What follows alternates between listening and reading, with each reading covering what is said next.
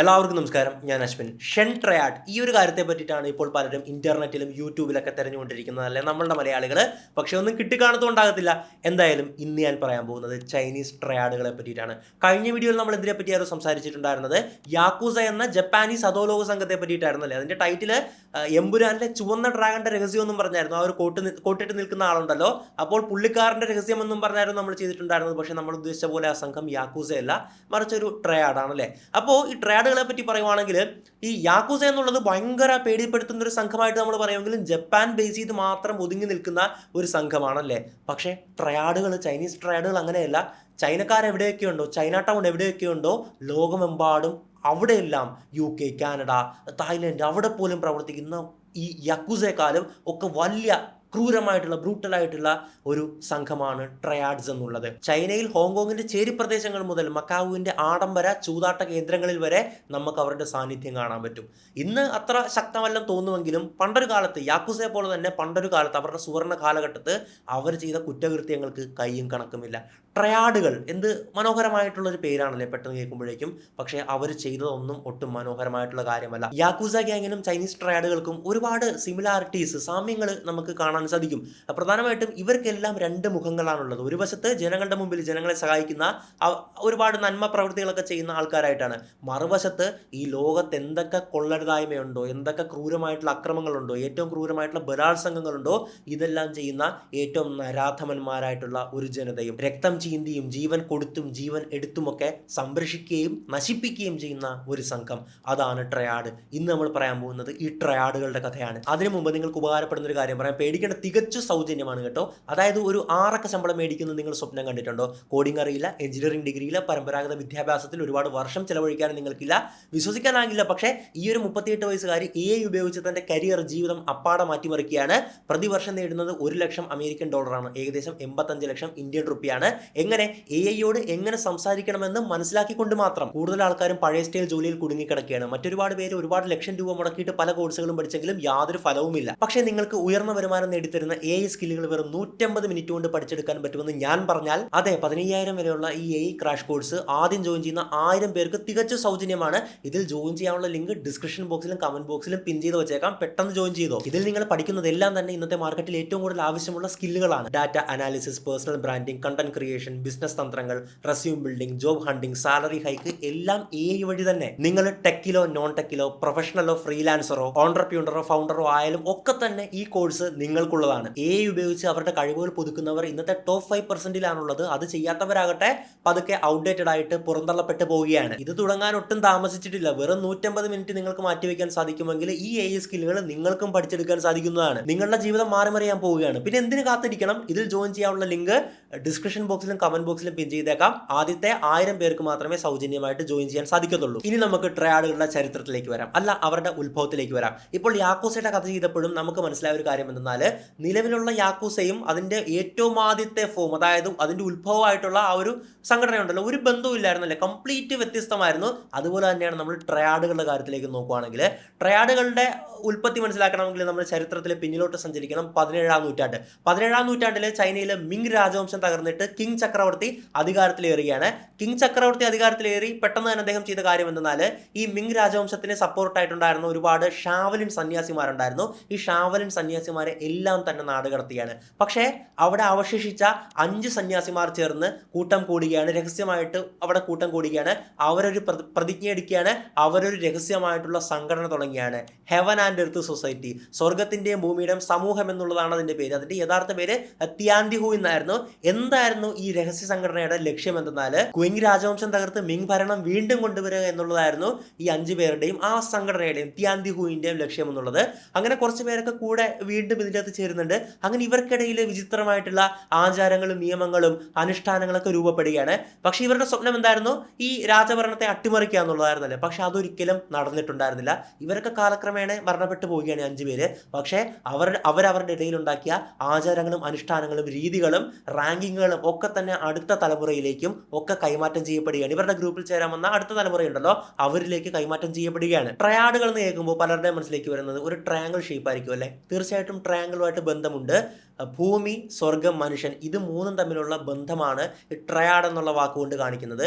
പക്ഷേ ഈ ട്രയാഡ് എന്നുള്ള വാക്കിട്ടത് ചൈനീസുകാർ തന്നെയല്ല, മറിച്ച് പാശ്ചാത്യരാണ്, വെസ്റ്റേൺകാരാണ് ഇതിന് ട്രയാഡ് എന്നുള്ള ഒരു പേര് നൽകുന്നത്. ക്വിങ് രാജവംശത്തിന്റെ കാലത്തും അതിനുശേഷവുമുള്ള ഈ സംഘടനകൾ പല രഹസ്യമായിട്ടുള്ള ആചാരങ്ങളും പിന്തുടർന്ന് പോന്നിരുന്നു. ഉദാഹരണം പറയുവാണെങ്കിൽ ചോര കൊണ്ടുള്ള കോഴിയുടെ തലയറുത്ത് ആ ചോര കൊണ്ടുള്ള ബലികൾ, ചന്ദനത്തിരി കത്തിച്ച് വെച്ചിട്ടുള്ള പ്രത്യേകമായിട്ടുള്ള ആചാരങ്ങൾ, പിന്നെ ഒരാളെ സംഘടനയിലേക്ക് ചേർക്കുമ്പോൾ ഒരു ചടങ്ങുണ്ടാകും, ഒരു സെറമണി ഉണ്ടാകും പുതിയ രംഗത്തെ എടുക്കാൻ വേണ്ടിയിട്ട്. ഇങ്ങനെ പല ആചാരങ്ങളും ഉണ്ടായിരുന്നു. അതിനകത്ത് ഏറ്റവും പ്രധാനപ്പെട്ട ഒന്നായിരുന്നു പുതിയ രംഗം ജോയിൻ ചെയ്യുമ്പോഴേക്കും അവനെ ഏറ്റവും കൂടുതലായിട്ട് ചെയ്യുന്നത് ഭീഷണിപ്പെടുത്തലാണ്. അതായത് നീ സംഘത്തെ ഒറ്റിയാൽ, നീ ഈ ഒരു സംഘടനയുടെ നിയമങ്ങളൊക്കെ തെറ്റിച്ചു കഴിഞ്ഞാൽ, സംഘടനാ വിരുദ്ധമായിട്ട് പ്രവർത്തിച്ചു കഴിഞ്ഞു കഴിഞ്ഞാൽ നിന്നെ ഏറ്റവും ക്രൂരമായിട്ട്, അതായത് ഭൂമിയിൽ ഇന്ന് ലഭ്യമായിട്ടുള്ള ഏറ്റവും ക്രൂരമായിട്ടുള്ള രീതിയിൽ കൊല്ലുമെന്നുള്ളതായിരുന്നു. ഇതിനെ അവർ കാവ്യാത്മകമായിട്ട് പറഞ്ഞിരുന്നത് 5 ഇടിമിന്നൽ ഏൽപ്പിച്ച് കൊല്ലുമെന്നുള്ളതാണ്. ഒരു ഇടിമിന്നലിന്റെ പവർ തന്നെ നമുക്കറിയാമല്ലോ. അപ്പോൾ 5 ഇടിമിന്നൽ ഏൽപ്പിച്ച് കഴിഞ്ഞാൽ എന്തായിരിക്കും അതിന്റെ ശക്തി എന്നുള്ളത്, അത്രയും ക്രൂരമായിട്ട് കൊല്ലുമെന്നാണ് അവർ ഉദ്ദേശിച്ചിട്ടുണ്ടായിരുന്നത്. ഇപ്പോഴത്തെ ട്രയാഡുകളെ പോലെ ആദ്യകാല ട്രയാഡുകൾ വെറും കുറ്റവാളികൾ അല്ലെങ്കിൽ ക്രിമിനലുകളും ഇതുപോലുള്ള സാമൂഹ്യ വിരുദ്ധരൊന്നും മാത്രമായിരുന്നില്ല, മറിച്ച് പാവപ്പെട്ടവരെ സഹായിക്കുന്ന, ഒരുപാട് പ്രശ്നങ്ങളിലൊക്കെ ഇടപെട്ട് പരിഹാരം കണ്ടെത്തുന്ന, രാജ്യസ്നേഹികളും ദേശഭക്തിയും ഉള്ളവരൊക്കെ ഉണ്ടായിരുന്നു. പിൽക്കാലത്ത് അതിന്റെ പല രൂപങ്ങളിൽ ഇങ്ങനെ വ്യത്യസ്തമായിട്ട് പോയിട്ടാണ് നമ്മളിപ്പോൾ കാണുന്ന ക്രിമിനൽ സംഘങ്ങളൊക്കെ രൂപപ്പെട്ടിട്ടുണ്ടായിരുന്നത്. അതിൻ്റെയൊക്കെ ചരിത്രമാണല്ലോ നമ്മൾ ഈ വീഡിയോയിൽ സംസാരിക്കുന്നത്. 19-ാം നൂറ്റാണ്ടോടുകൂടി ഈ രഹസ്യ സംഘടനകൾ തെക്കൻ ചൈനയിലെ പല തുറമുഖ നഗരങ്ങളിലേക്കും വ്യാപിക്കുകയാണ്. 1850-കളിൽ ഷാങ്ഹായിലും അമോയിലും ഒക്കെ ആയിട്ട് ഇവർ കലാപങ്ങൾ ഉണ്ടാക്കുന്നുണ്ട്.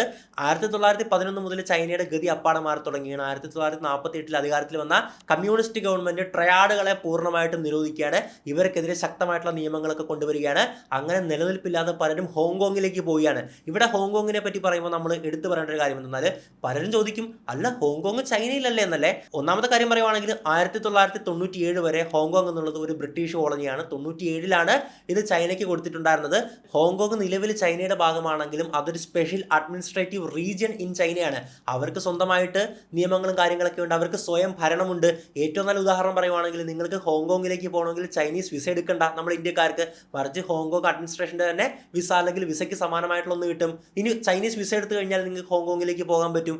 ഇപ്പോൾ ഒരാൾക്ക് ഇന്ത്യയിലേക്ക് വരണമെങ്കിൽ നമ്മുടെ ഏതെങ്കിലും ഭാഗത്തേക്ക് സ്പെഷ്യൽ വിസയോ കാര്യങ്ങളോ ഉണ്ടോ? ഇല്ലല്ലോ.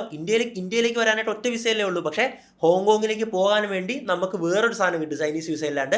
അപ്പോൾ അവർക്ക് പ്രത്യേകമായിട്ടുള്ള ഭരണവും റൂളും കാര്യങ്ങളൊക്കെ ഉണ്ട്. അവിടെയുള്ള ജനങ്ങൾ ഇപ്പോൾ കൂടുതലായിട്ടുള്ള ഫ്രീഡം അനുഭവിക്കുന്നുണ്ട്, സ്വാതന്ത്ര്യം കൂടുതലായിട്ടുണ്ട്. പ്രധാനമായിട്ടും പ്രസ് ഫ്രീഡം ഒക്കെ ഉണ്ടല്ലോ, മാധ്യമങ്ങൾക്കുള്ള സ്വാതന്ത്ര്യം ഒക്കെ ഹോങ്കോങ്ങിൽ കൂടുതലാണ്. അപ്പോൾ ഓർത്തുകൊള്ളുക, ഹോങ്കോങ് എന്ന് പറയുന്നത് നിലവിൽ ചൈനയുടെ ഭാഗം തന്നെയാണ്. പക്ഷേ അത് ഒരു സ്വയംഭരണ കേന്ദ്രമാണ്. ചൈനയുടെ ഭാഗമായത് തന്നെ 97-ലാണ് കേട്ടോ. അങ്ങനെ 48-49 മുതൽ ഇവർ ഹോങ്കോങ്ങിൽ വലിയ സാമ്രാജ്യങ്ങൾ സ്ഥാപിക്കുകയാണ്. ട്രയാഡുകൾ ഒരുപാടുണ്ട്. ട്രയാഡുകൾ എന്ന് പറയുന്നത് ഒരു ഗ്രൂപ്പല്ല. ഇപ്പോൾ യാക്കൂസ ആണെങ്കിലും അത് ഒരു ഗ്രൂപ്പല്ല, ഒരുപാട് യാക്കൂസ സംഘങ്ങളുണ്ടല്ലേ. ട്രയാഡുകളും അതുപോലെ തന്നെയാണ്. ഒരു ക്രിമിനൽ സംഘം എന്ന് മാത്രമാണ് ട്രയാഡുകളെ കൊണ്ട് ഉദ്ദേശിക്കുന്നത്. അപ്പോൾ ഒരുപാട് ക്രിമിനൽ സംഘങ്ങൾ ഉണ്ടാകത്തില്ലേ.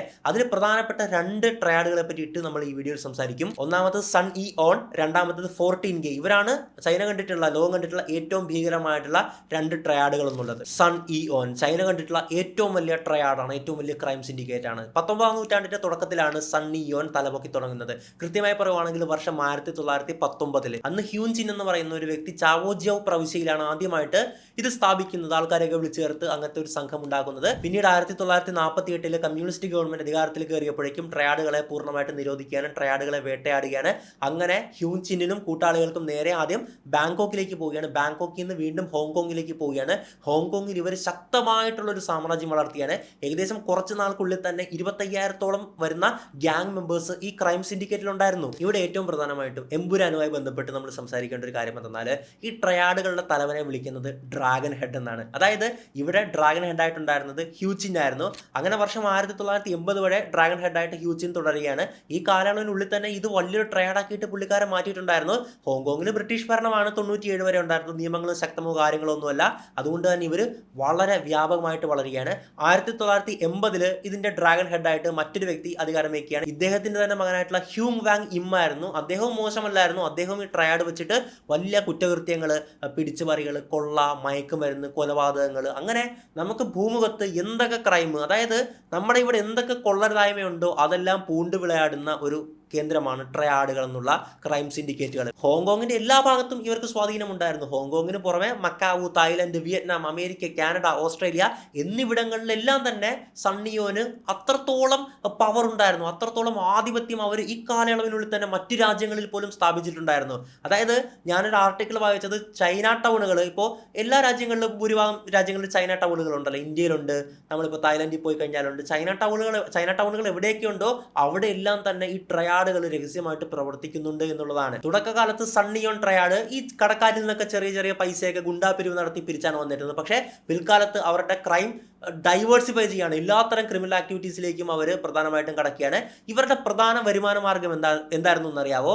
ഈ ഒരു ഗോൾഡൻ ട്രയാങ്കിൾ വഴിയുള്ള ഹെറോയിൻ കടത്താണ്. ഹെറോയിൻ എന്ന് പറഞ്ഞാൽ ഒരു മാരക ലഹരിയാണ്. ഈ ഗോൾഡൻ ട്രയാങ്കിൾ എന്ന് പറഞ്ഞാൽ ബർമ, ചൈന, ലാവോസ്, തായ്ലാൻഡ് ഈ ഒരു ഭാഗം ഉൾപ്പെടുന്ന പ്രദേശത്തു കൂടെയാണ് പണ്ട് ഏറ്റവും കൂടുതൽ ഹെറോയിൻ കടത്ത് നടന്നിരുന്നത്. ഇവിടെയാണ് ഏറ്റവും കൂടുതൽ കൃഷി ചെയ്യപ്പെട്ടിരുന്നത്. അപ്പോൾ അതുകൊണ്ട് തന്നെയാണ് ഗോൾഡൻ ട്രയാങ്കിൾ എന്നറിയപ്പെടുന്നത്. ഗോൾഡൻ ട്രയാങ്കിൾ എന്ന് ഹെറോയിൻ്റെ പേരിൽ മാത്രം അറിയപ്പെട്ട ഒരു ട്രയാങ്കിളാണ് ഗോൾഡൻ ട്രയാങ്കിൾ കേട്ടോ. അപ്പോൾ ഈ ഗോൾഡൻ ട്രയാങ്കിൾ വഴിയുള്ള ഹെറോയിൻ കടത്ത് വ്യാപകമായിട്ട് ഇവർ നടത്തുകയും അതിലൂടെ കോടിക്കണക്കിന് പൈസ ഇവർക്ക് സമ്പാദിക്കാൻ പറ്റുകയും ചെയ്യുകയാണ്. തെക്ക് കിഴക്കൻ ഏഷ്യയിലെ മയക്കുമരുന്ന് കച്ചവടം പൂർണ്ണമായിട്ടും ഇവരാണ് നിയന്ത്രിച്ചിരുന്നത് എന്ന് പറയാൻ സാധിക്കും.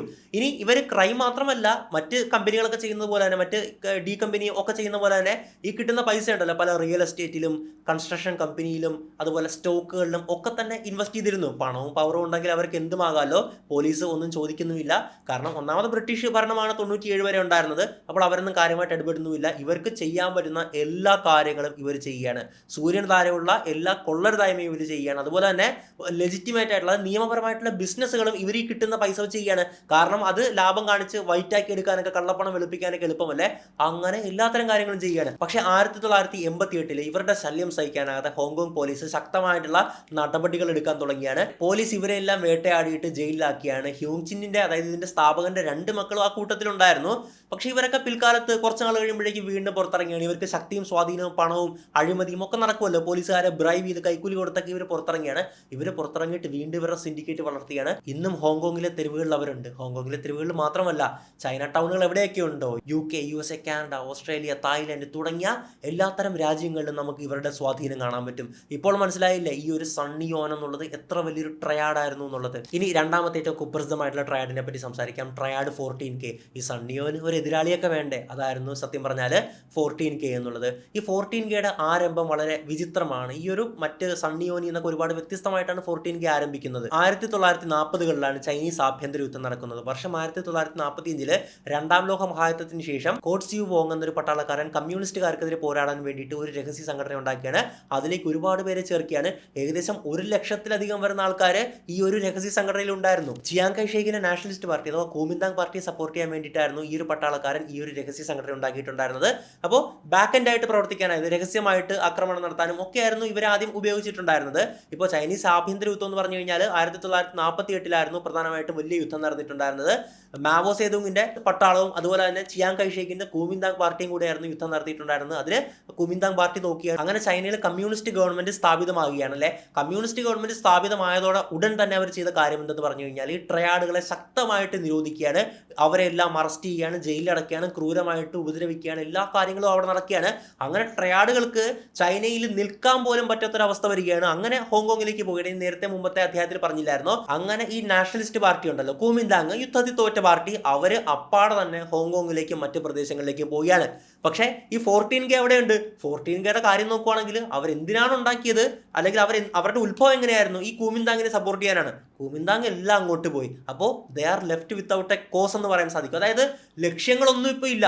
അവർ വലിയൊരു സംഘമാണ്, പക്ഷേ നമുക്കൊന്നും ചെയ്യാനില്ലാത്തൊരവസ്ഥ വരികയാണ്. അങ്ങനെ ഇരിക്കുമ്പോഴാണ് അവർ പതുക്കെ ഈ ക്രൈമുകളിലേക്ക് വഴിതിരിഞ്ഞു പോകുന്നത്. അപ്പോൾ അവർക്ക് യുദ്ധം ചെയ്തറിയാം, ഇതുപോലെ ആക്രമണങ്ങൾ നിർത്താൻ അറിയാം. പക്ഷെ അവരുടെ യഥാർത്ഥ ലക്ഷ്യം അവിടുന്ന് പോവുകയും ചെയ്തു അല്ലേ. അങ്ങനെ ഇവർ ക്രൈമുകളിലേക്ക് ഇറങ്ങിത്തിരിക്കുകയാണ്. ഈ 14Kയിലെ K എന്ന് വെച്ചാൽ ക്യാരറ്റ് എന്ന് തന്നെയാണ് കേട്ടോ. നമ്മുടെ സ്വർണ്ണത്തിന്റെ 14 ക്യാരറ്റ് സ്വർണം എന്ന് പറയത്തില്ല. അപ്പോൾ അത്രത്തോളം ശക്തവും അത്രത്തോളം ശുദ്ധവുമായിട്ടുള്ള ഒരു സംഘടന എന്നോ അങ്ങനെയാണ് K വന്നിട്ടുണ്ടായിരുന്നത്. പക്ഷേ ഈ സണ്ണിയോനിന്ന് ഒരു വലിയൊരു വ്യത്യാസം എന്തെന്ന് പറഞ്ഞു കഴിഞ്ഞാൽ ഈ 1950കളിൽ തന്നെ ഇതിൻ്റെ 1 ലക്ഷം ആൾക്കാരുണ്ടായിരുന്നു. അപ്പോൾ പിൽക്കാലത്ത് ആൾക്കാർ കൂടുകയാണ്. ഒരുപാട് ക്രൈം ചെയ്യാൻ വേണ്ടിയിട്ട് ഒരുപാട് ആൾക്കാർ വരികയാണ്. പക്ഷേ ഇവരൊക്കെ ഇവരൊക്കെ തമ്മിൽ തെറ്റിപ്പിരിയുന്ന ഒരു സാഹചര്യം ഉണ്ടായിരുന്നു. ഇതിൻ്റെ അകത്ത് തന്നെയുള്ള ഇന്റേണൽ ആയിട്ടുള്ള ആഭ്യന്തര യുദ്ധങ്ങളുണ്ടല്ലോ. അങ്ങനെ ഈ ഒരു 14K എന്നുള്ള സംഘടന തന്നെ പല 14Kകളായിട്ട് തിരികെയാണ്. പലർക്കും പല കൊടികളുമുണ്ട്, പലർക്കും പല ക്ലാനുകളുമുണ്ട്. ഈ ട്രയാഡുകൾ ഏറ്റവും കൂടുതലായിട്ട് പറയുന്ന ഒന്നാണ്. പല ഗ്രൂപ്പുകളുണ്ട്, അതുപോലെ തന്നെ പല ക്ലാനുകളുണ്ട്. ഇപ്പോൾ 14K തന്നെ പല ക്ലാനുകളുണ്ട്. അപ്പോൾ 14K എന്നുള്ള ലേബൽ ഉണ്ടാവും, അതിൻ്റെ അടിയിൽ അവർക്ക് ക്ലാനുകൾ ഉണ്ടാവും. അങ്ങനെ വിവിധ ഗ്രൂപ്പുകളായിട്ട് തിരികെയാണ്. ഇതുകൊണ്ട് തന്നെ പോലീസിന് പെട്ടെന്ന് ക്രാക്ക് ഡൗൺ ചെയ്യാൻ പറ്റാത്തൊരവസ്ഥയുണ്ട്. കാരണം ഒറ്റ തലവനാണെങ്കിൽ ആ തലവനെ ട്രേസ് ചെയ്ത് കഴിഞ്ഞ് കഴിഞ്ഞാൽ ബാക്കിയുള്ള താഴത്തേക്കുള്ളവരെ പിടിക്കാൻ എളുപ്പമാണല്ലേ. പക്ഷേ ഇത് നൂറുകണക്കിന് ക്ലാനുകളുണ്ടാകും, നൂറുകണക്കിന് തലവന്മാരുണ്ടാകും. അവർ തമ്മിൽ പരസ്പരം ഏറ്റുമുട്ടിക്കൊണ്ടിരിക്കുകയാണ്. ഇതിൽ ആര് എന്ത് ഏത് എന്നൊക്കെ പറഞ്ഞ് പോലീസ് പലപ്പോഴും കൺഫ്യൂഷനായിട്ട് നിൽക്കുന്ന ഒരു അവസ്ഥയാണ്. ഏതെങ്കിലും ഒരു ട്രയാഡ് 14K പിടിച്ചാൽ പോലും മറ്റ് ഒരെണ്ണത്തെ പിടിച്ചാൽ ബാക്കി 99 അവിടെ ഉണ്ട്. ഇതായിരുന്നു അവസ്ഥയെന്ന് പറയുന്നത്. ഈ കുമിങ്താം പാർട്ടി നാട് വിട്ടപ്പോൾ ഇതിലും പലരും നാട് പിടിക്കുകയാണ്. അമേരിക്ക, അതുപോലെ UK, ഓസ്ട്രേലിയ, കാനഡ തുടങ്ങിയ രാജ്യങ്ങളിലേക്കൊക്കെ ആയിരുന്നു പോയിക്കൊണ്ടിരുന്നത്. ഇവിടെ എടുത്തു പറയേണ്ട ഒരു കാര്യം എന്തെന്നാൽ വിദേശത്ത് പ്രവർത്തിക്കുന്ന ഈ 14K ട്രയാഡുകളാണ് കൂടുതലായിട്ടും. ഇവർക്ക് പരമ്പരാഗത നിയമങ്ങളുണ്ടല്ലോ, അലിഖിത നിയമങ്ങളുണ്ടല്ലോ, അത് പാലിക്കുന്നത് വിദേശത്ത് പ്രവർത്തിക്കുന്ന 14K ട്രയാഡ് അംഗങ്ങളാണ്. നമ്മുടെ ചൈനയിലേക്കുള്ള കാര്യം പറയുവാണെങ്കിൽ ഇവർ പരസ്പരം തമ്മിൽ തല്ലി തെറ്റിപ്പിരിഞ്ഞ് ഇവർക്ക് സ്വന്തമായിട്ടുള്ള നിയമങ്ങളുണ്ട്, മറ്റേതൊന്നും നോക്കാറില്ല. ഇവർ ഫുള്ള് ക്രൈമും പിടിച്ചുപറിയും വെട്ടിക്കൊലപാതകവും ബലാത്സംഗവും, പ്രധാനമായിട്ടും കടയിൽ നിന്നുള്ള ഈ കടക്കാരിൽ നിന്നുള്ള ഗുണ്ടാപിരിവ്, അതുപോലെ റിയൽ എസ്റ്റേറ്റിൽ ഇൻവെസ്റ്റ് ചെയ്തിട്ടുള്ള സ്കാംസ്, ഇതൊക്കെ തന്നെയാണ് ഇവർ നടത്തിക്കൊണ്ടിരുന്നത്. ഇവർ സണ്ണിയോന് ഒത്ത എതിരാളിയായിട്ട് മാറുമായിരുന്നു. സണ്ണിയോന്റെ ഗ്യാങ്ങുകളുമായിട്ട് പരസ്പര യുദ്ധത്തിൽ ഏർപ്പെടുന്ന ഒരു കാഴ്ചകളുണ്ടായിരുന്നു. പക്ഷേ പലപ്പോഴും ഈ 14K അവിടെ പരാജയപ്പെട്ടതിന്റെ കാരണം എന്തെന്ന് പറഞ്ഞാൽ ഇവർക്ക് ഐക്യമില്ല. ഇവർ സെപ്പറേറ്റഡ് ആയിട്ട് വിഘടിച്ചാണ് നിൽക്കുന്നത്. 14K A, 14K B, 14K C എന്നും പറഞ്ഞിട്ട് ഇങ്ങനെ നിൽക്കുകയല്ലേ. അപ്പോൾ ഏതെങ്കിലും ഒരു ക്ലാനെ ആക്രമിച്ചു കഴിഞ്ഞാൽ മറ്റേ ക്ലാൻ ഇടപെട്ടില്ലെങ്കിൽ വളരെ ശക്തി കുറവല്ലേ ഇതിന്. പക്ഷേ സണ്ണിയോനാണെങ്കിൽ ഒറ്റ രീതിയിൽ നിൽക്കുക, ഒറ്റക്കെട്ടായിട്ട് നിൽക്കുകയാണ്. അവർക്ക് ഒറ്റ നിയമമേ ഉള്ളൂ, ഒറ്റ തലവനേ ഉള്ളൂ, ഒറ്റ ഡ്രാഗൺ ഹെഡേ ഉള്ളൂ. പക്ഷേ ഇവിടെ 100 ട്രയാഡുകളുണ്ട്, 14Kയിൽ 100 ഡ്രാഗൺ ഹെഡ് ഉണ്ട്. പിന്നെ എങ്ങനെയാണ് ഇവർ ജയിക്കുക? ഓർക്ക് ഈ 2 ട്രയാഡുകൾ മാത്രമല്ല, ഞാൻ 2 പേരെടുത്ത് പറഞ്ഞതേ ഉള്ളൂ. ഇനിയും ഒരുപാട് കുപ്രസിദ്ധമായിട്ടുള്ള ട്രയാഡുകൾ ചൈനയിൽ പ്രവർത്തിക്കുന്നുണ്ട്. മറ്റു രാജ്യങ്ങളിലെ ചൈന ടൗണുകൾ ബേസ് ചെയ്തും പ്രവർത്തിക്കുന്നുണ്ട്. ഇനി നമുക്ക് ഇവർ ചെയ്യുന്ന കുറ്റകൃത്യങ്ങൾ എന്താണെന്ന് നോക്കാം. ഇവർ ചെയ്യുന്ന കുറ്റകൃത്യങ്ങൾക്ക് യാതൊരുവിധ കൈയും കണക്കുമില്ല. ഇവർക്ക് പൈസ കിട്ടാനും അല്ലെങ്കിൽ മറ്റു പല കാര്യങ്ങൾ നേടിയെടുക്കാനും എന്ത് വൃത്തികേടുകളും കാണിക്കുന്ന ഒരു തരം മെന്റാലിറ്റിയുള്ള ഒരു വർഗ്ഗമാണ് ട്രയാഡുകൾ എന്നുള്ളത്. മയക്കുമരുന്ന് കച്ചവടം, ആളുകളെ ഭീഷണിപ്പെടുത്തി പണം വാങ്ങൽ, ചൂതാട്ടം, പെൺവാണിഭം, ആയുധ കച്ചവടം, കള്ളക്കടത്ത്, കള്ളനോട്ടടിക്കല്, പണം വെളുപ്പിക്കല്, ഇതൊക്കെയാണ് ഇവർ സാധാരണമായിട്ട് ചെയ്യുന്നത്. പണം എവിടെയുണ്ടോ അവിടെ ട്രയാഡുകൾ ഉണ്ടാകും. ഇനി നമുക്ക് ഇവർ ചെയ്യുന്ന ക്രൈമുകൾ അക്കമിട്ട് പറയാം. ഒരു 6 അല്ലേ. ഒന്ന് മയക്കുമരുന്ന് കച്ചവടമാണ്. ഞാൻ ആദ്യം പറഞ്ഞ പോലെ തന്നെ ഗോൾഡൻ ട്രയാങ്കിൾ ബേസ് ചെയ്തും അവിടെ ലോക്കലിയും ഒക്കെ തന്നെ ഇവർ വലിയ രീതിയിൽ മയക്കുമരുന്ന് വിറ്റഴിക്കുകയാണ്. ഒന്ന് ആലോചിച്ച് നോക്കണേ. ഏഷ്യയുടെ നല്ലൊരു ശതമാനം സ്ഥലത്തും ഇവരാണ് ഹെറോയിൻ സപ്ലൈ ചെയ്തിരുന്നത്, അത് നിയന്ത്രിച്ചിരുന്നത്. ഗോൾഡൻ ട്രയാങ്കിൾ വഴി ഇവർ വലിയ രീതിയിൽ ആണ് ഇത് കടത്തിയിട്ടുണ്ടായിരുന്നത്. അങ്ങനെ കോടിക്കണക്കിന് രൂപയാണ് ഇവർക്ക് ലാഭം വന്നിട്ടുണ്ടായിരുന്നത്. അതുപോലെ തന്നെ പല ഇന്ന് കാണുന്ന ആധുനികമായിട്ടുള്ള പല മയക്കുമരുന്നുകളും ഒക്കെ തന്നെ അവർ അന്ന് അവിടുത്തെ യുവജനങ്ങൾക്ക് വിൽക്കുകയും ആ യുവജനങ്ങളെ തങ്ങളുടെ സംഘടനയിലേക്ക് ചേർക്കുകയും ചെയ്യുന്ന രീതിയൊക്കെ ഉണ്ടായിരുന്നു. അവരെ ബ്രെയിൻ വാഷ് ചെയ്തുകൊണ്ട് മയക്കുമരുന്ന് റെഗുലറായിട്ട് കൊടുത്തു കഴിഞ്ഞാൽ എന്ത് പറ്റും? അവൻ പിന്നീട് വിധേയപ്പെടുമല്ലേ സംഘടനയ്ക്ക്. അങ്ങനത്തെ ഒരു രീതിയും ഒക്കെ തന്നെ ഇവർക്കുണ്ടായിരുന്നു. 2 ഗുണ്ടാപിരിവാണ്, അഥവാ ഹഫ്ത പിരിക്കലാണ്. അതായത് കടക്കാരോടും വലിയ ബിസിനസ്സുകാരോടൊക്കെ ചെന്ന് പറയും, നിങ്ങൾ ഞങ്ങൾക്ക് പൈസ തരണം, ഞങ്ങൾക്ക് പൈസ തന്നു കഴിഞ്ഞാൽ ഞങ്ങൾ നിങ്ങളെ സംരക്ഷിച്ചോളാം, നിങ്ങൾക്ക് ഒരു പ്രശ്നവും വരത്തില്ല. എങ്ങാനും തരാതിരുന്നു കഴിഞ്ഞ് കഴിഞ്ഞാൽ ഞങ്ങളുടെ സ്വഭാവം അറിയും, ഞങ്ങൾ കുത്തിക്കേറി കൊന്നിട്ട് പോകുമെന്ന് പറയും. അതുകൊണ്ട് തന്നെ അവിടെയുള്ള കടക്കാരും മറ്റ് സ്ഥാപനങ്ങളും ബിസിനസ്സുകാരും ഒക്കെ തന്നെ ഇവർക്ക് പണം കൊടുക്കാൻ നിർബന്ധിതരാകുകയാണ്. അതുപോലെ പ്രധാനമായിട്ടുള്ള ടാർഗറ്റ് എന്ന് പറഞ്ഞു കഴിഞ്ഞാൽ നൈറ്റ് ക്ലബ്ബുകളും ബാറുകളും ഒക്കെ ഉണ്ടായിരുന്നല്ലോ. ഇവിടെ എല്ലാം ചെന്ന് ഇവർ ഗുണ്ടാപിരിവ് നടത്തിയാണ്. എങ്ങാനും കൊടുത്തില്ലെങ്കിൽ ഒരാളെ കുത്തിക്കൊന്നിട്ട് പോവുക, ഫുള്ള് അടിച്ചു തകർക്കുക, ഈ രീതിയൊക്കെയാണ് ഇവർ പിന്തുടർന്നിട്ടുണ്ടായിരുന്നത്. അതുകൊണ്ട് തന്നെ ഒരു പ്രശ്നവുമില്ലാതെ അവരുടെ ബിസിനസ്സൊക്കെ നടക്കാൻ വേണ്ടിയിട്ട് പലരും ഇവർക്ക് ഈ ഗുണ്ടാപിരിവ് അഥവാ ഹഫ്ത കൊടുത്ത് പോന്നിരുന്നു. 3, ഇവരുടെ ഏറ്റവും പ്രധാന ഒരു ബിസിനസ്സാണ് ചൂതാട്ടം, ഗ്യാംബ്ലിംഗ് ആണ്. ഇവർ മക്കാവിൻ്റെ തെരുവുകളിലാണെങ്കിലും അല്ലെങ്കിൽ ഹോങ്കോങ്ങിലെ ചേരികളിലെ മുറികളിലാണെങ്കിലും ഒക്കെ തന്നെ ഒരുപാട് ആഡംബരവും അതുപോലെ തന്നെ ചെറിയ ചെറ്റക്കുടിലും ഒക്കെ ആയിട്ട് ഒരുപാട് ചൂതാട്ട കേന്ദ്രങ്ങൾ, നിയമവിരുദ്ധ ചൂതാട്ട കേന്ദ്രങ്ങൾ ഇവർ നടത്തി പോന്നിരുന്നു. ഇവരുടെ രീതി എന്ന് പറഞ്ഞു കഴിഞ്ഞാൽ ഈ ആൾക്കാർക്ക് പൈസ കടം കൊടുത്തിട്ട് അവരെ ചൂത് കളിപ്പിച്ച് അവരിൽ നിന്ന് പൈസ എടുക്കുന്ന രീതിയും ഒക്കെ തന്നെ ഇവർക്കുണ്ടായിരുന്നു. ആ പൈസ കിട്ടുകയും ചെയ്യും, ഇവൻ കടക്കാരനായി മാറുകയും ചെയ്യും അല്ലേ. അപ്പോൾ ഇരട്ടി പൈസയാണ് ലാഭം. അങ്ങനെ അതുപോലെ തന്നെ മറ്റ് ഗ്യാംബ്ലിംഗ് കളിക്കാൻ ആഗ്രഹിക്കുന്നവർക്ക് ഇതുപോലെ തന്നെ ഫിനാൻസിൻ്റെ സപ്പോർട്ട്, പൈസ കൊടുക്കുക ഗ്യാംബ്ലിംഗ് സെൻറ്റേഴ്സിന് വേണ്ടിയിട്ട്, മറ്റ് ഇവരുമായി ബന്ധമില്ലാത്ത ഗ്യാംബ്ലിംഗ് കേന്ദ്രങ്ങളാണെങ്കിൽ പോലും അവർക്ക് വേണ്ടിയിട്ടുള്ള പൈസ, ഫിനാൻസ് സപ്പോർട്ടും ഒക്കെ കൊടുക്കുന്ന രീതിയും ഒക്കെ തന്നെ ഇവർക്കുണ്ടായിരുന്നു. അതായത് അവിടെ ഉണ്ടായിരുന്ന പല ഗ്യാംബ്ലിംഗ് കേന്ദ്രങ്ങളും നിയന്ത്രിച്ചിരുന്നത് ഇവർ തന്നെയായിരുന്നു. ഇവർക്ക് സ്വന്തമായിട്ടുള്ളതുകൊണ്ട്, പക്ഷേ ബാക്കിയുള്ള എല്ലാത്തിൻ്റെയും തന്നെ നിയന്ത്രണം ഇവരുടെ കയ്യിലായിരുന്നു. 4, മറ്റൊന്നുമല്ല പെൺവാണിഭമാണ്. ഇവരൊരുപാട് ബ്രോത്തലുകൾ, വേശ്യാലയങ്ങൾ, മറ്റ് പ്രോസ്റ്റിറ്റ്യൂഷൻ കേന്ദ്രങ്ങൾ ഒക്കെ റൺ ചെയ്യുന്നുണ്ട്.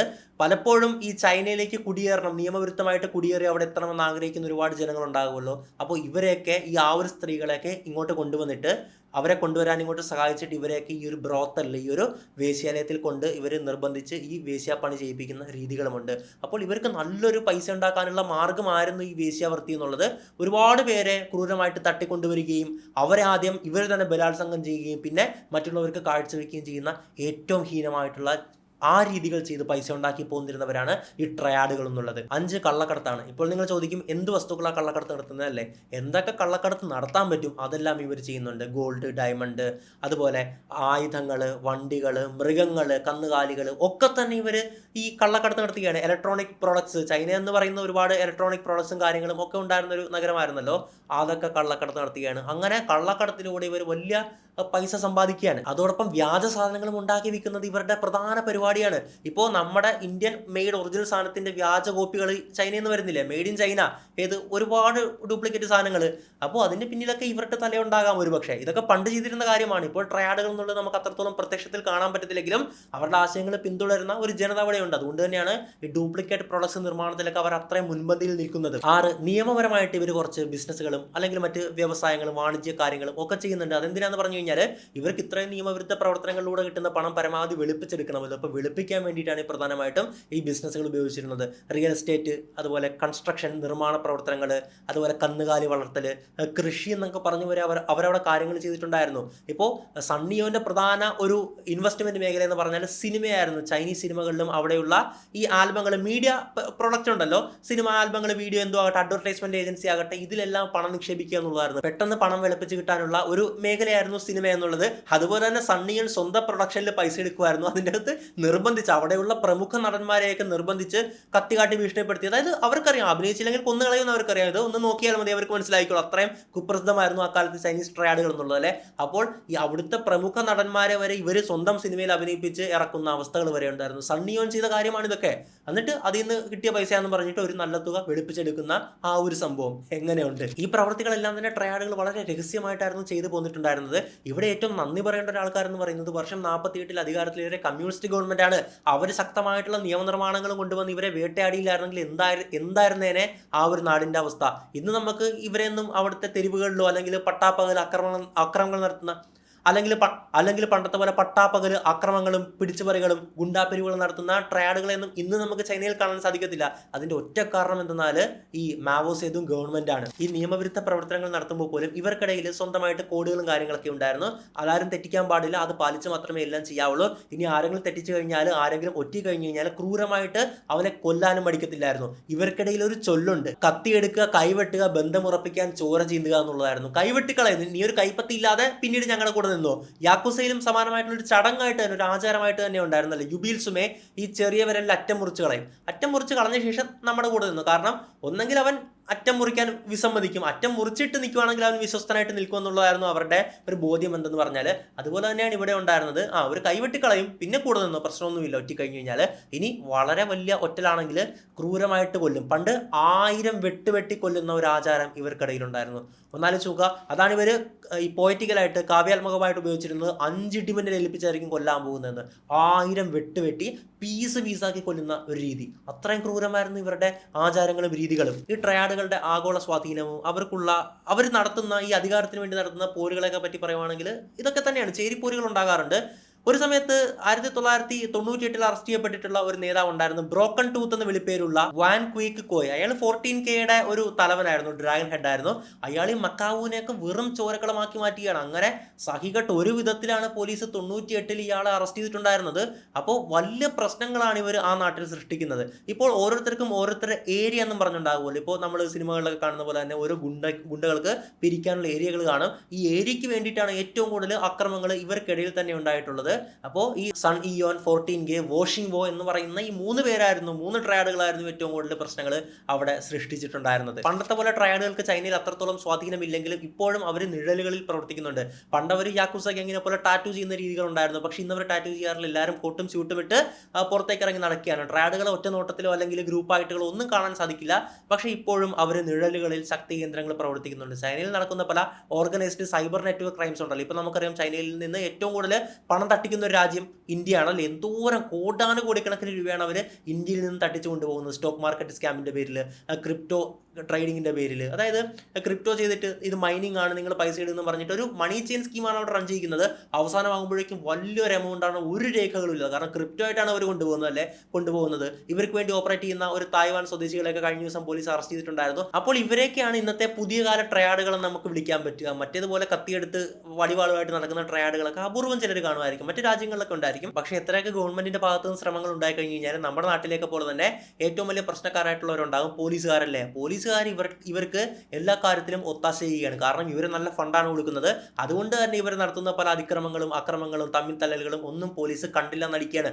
അതൊരു പരിധിക്കപ്പുറത്തേക്ക് കൈവിട്ട് പോയാൽ മാത്രമാണ് പോലീസ് ഇടപെടുക. അതുകൊണ്ട് തന്നെ ഇവർ ലിമിറ്റിൽ നിന്ന് പോലീസുകാരെ കൈക്കൂലി കൊടുത്ത് അവിടെയുള്ള ശക്തരായിട്ടുള്ള രാഷ്ട്രീയക്കാരെയൊക്കെ പോക്കറ്റിലാക്കിയിട്ട് ഇവർ പല ക്രൈമുകളുമായിട്ട് മുമ്പോട്ട് പോവുകയാണ്. അപ്പോൾ എന്തായാലും ഞാനിത് കൂടുതൽ വലിച്ചു നീട്ടുന്നില്ല. സിനിമയിൽ നമ്മൾ ഷെൻ ട്രയാഡ് എന്ന് പറയുന്ന ഒരു ട്രയാഡിനെ പറ്റിയാണല്ലോ കേട്ടത്. ഷെൻ എന്നുള്ളത് ഒരു ഇമാജിനറി പേര് കൊടുത്തതാണ് ഒരു ട്രയാഡിന്. അങ്ങനത്തെ ട്രയാഡ് നിലവിലില്ല. അല്ലെങ്കിൽ നമ്മൾ ഗൂഗിൾ സെർച്ച് ചെയ്യുമ്പോൾ തന്നെ വരേണ്ടതാണല്ലോ. അതുകൊണ്ട് തന്നെയാണ് പലർക്കും പണി കിട്ടിയത്. ഷെൻ ട്രയാഡ് എന്നൊക്കെ പറഞ്ഞ് ഗൂഗിളിൽ യൂട്യൂബിലൊക്കെ സെർച്ച് ചെയ്ത് നോക്കുമ്പോഴേക്കും ഒന്നും അവർ കണ്ടിട്ടില്ലായിരുന്നു. മറിച്ച് ചൈനീസ് ട്രയാഡുകൾ എന്ന് പറഞ്ഞ് സെർച്ച് ചെയ്ത് നോക്കിക്കഴിഞ്ഞ് കഴിഞ്ഞാൽ ട്രയാഡ് എന്താണെന്ന് മനസ്സിലാക്കാൻ സാധിക്കുമായിരുന്നു. അപ്പോൾ എന്തായാലും എമ്പുരാൻ 3 അല്ല ലൂസിഫർ 3 എന്തായിരിക്കും നമ്മൾ കാണാൻ പോകുന്നത്? ഇതുപോലെ തന്നെ പല മിക്സഡ് ഒപ്പീനിയൻസ് ആയിരിക്കുമോ, അല്ലെങ്കിൽ പല വിവാദങ്ങൾ ഉണ്ടാകുമോ, അതോ ഭയങ്കര ഇൻട്രസ്റ്റിംഗ് ആയിരിക്കുമോ? 3 സിനിമകൾക്കും ഒരുപക്ഷെ 3 മൂഡായിരിക്കും. എന്തായാലും 2 സിനിമകളിൽ വേറെ മൂഡാന്ന് ഉറപ്പായല്ലോ. ലൂസിഫറിലാണെങ്കിൽ സ്റ്റീഫൻ നെടുമ്പള്ളി എന്ന് പറയുന്ന ഒരു മലയാളി, ഒരു സാധാരണക്കാരൻ ഇവിടെ നടത്തുന്ന, അയാൾ നല്ല പവറുള്ള വ്യക്തിയാണ്. കേരള രാഷ്ട്രീയത്തിൽ ഊന്നിയിട്ടുള്ള കഥയാണ് ലൂസിഫറിൻ്റെതല്ലേ. എമ്പുരാനിലേക്ക് വരുമ്പോൾ അത് കംപ്ലീറ്റ് ഇന്റർനാഷണൽ ഒരു അധോലോക സംഘ നേതാവായിട്ടുള്ള എബ്രാം ഖുറൈഷി എന്ന് പറയുന്ന ഒരു വ്യക്തിയുടെ കഥ കാണിക്കുകയാണ്. കംപ്ലീറ്റ് ഒരു ഡിഫറെന്റ് ക്യാരക്ടറാണ് അവർ കാണിക്കുന്നത്. അപ്പോൾ അത്രത്തോളം സ്വഭാവത്തിൽ പോലും ആറ്റിറ്റ്യൂഡിലും പെരുമാറ്റത്തിലും എല്ലാം വ്യത്യാസമുണ്ട്. ഇനി എമ്പുരാൻ 3 വരുമ്പോഴേക്കും ചൈനീസ് സംഘങ്ങളുമായിട്ടുള്ള ഏറ്റുമുട്ടലുകളും കാര്യങ്ങളൊക്കെയാണല്ലോ കാണിക്കുന്നത്. അതിലെന്തായി തീരുമെന്ന് കണ്ടറിയണം. അതും ഇതുപോലെ വല്ല വിവാദങ്ങളോ വല്ല മിക്സഡ് ഒപ്പീനിയൻസോ ഒക്കെ ഉണ്ടാക്കുമെന്ന് നമുക്ക് കണ്ടറിയാം. സമയത്തിനല്ലേ ഇതിനൊക്കെ ഉത്തരം തരാൻ പറ്റത്തുള്ളൂ. എന്തായാലും ഞാൻ ആദ്യം പറഞ്ഞ AI ക്രാഷ് കോഴ്സ് മറക്കണ്ട. ഡിസ്ക്രിപ്ഷൻ ബോക്സിലും കമന്റ് ബോക്സിലും കൊടുത്തിട്ടുള്ള ലിങ്ക് വഴി ജോയിൻ ചെയ്യുന്ന ആദ്യത്തെ 1000 പേർക്ക് മാത്രമേ സൗജന്യമായിട്ടുള്ളൂ കേട്ടോ. പെട്ടെന്ന് ജോയിൻ ചെയ്തോ. AI ഡയറക്റ്റ്ലി നിങ്ങളുടെ ജോലികളെത്തില്ല, മറിച്ച് AI ഉപയോഗിക്കാൻ അറിയാവുന്ന ഒരു വ്യക്തിയായിരിക്കും ഒരുപക്ഷെ നിങ്ങളുടെ ജോലികളാൻ പോകുന്നത്. എന്തായാലും എമ്പുരാനെ പറ്റിയിട്ടുള്ള നിങ്ങളുടെ അഭിപ്രായങ്ങൾ കമന്റ് ചെയ്യുക. മിക്സഡ് ഒപ്പീനിയൻസ് ആണല്ലോ വരുന്നത്. നിങ്ങൾക്ക് എന്താണ് സിനിമ കണ്ടിട്ട് ഫീൽ ചെയ്ത് തുടങ്ങിയ, അതുപോലെ ട്രയാഡുകളെ പറ്റിയിട്ട് എന്തൊക്കെ വേണമെങ്കിലും കമന്റ് ചെയ്യുക. അതിനല്ലേ കമന്റ് ബോക്സ് എന്നുള്ളത്. എന്തായാലും മറ്റൊരു വീഡിയോയിൽ മറ്റൊരു വിഷയമായിട്ട് നമുക്ക് വീണ്ടും കാണാം. Signing out.